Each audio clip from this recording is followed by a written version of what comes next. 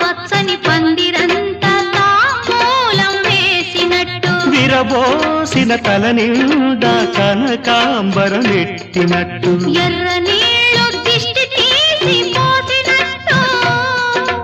ఎర్ర నీళ్ళు దిష్టి తీసి పోసినట్టు కర్పూరం హారతి ఇచ్చినట్టు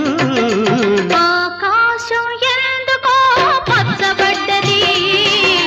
ఆ నడుమ బొట్టేమో ఎర్రబడ్డది సాగే గువ్వల అలజడి రమ్మని పిలిచే పైబడి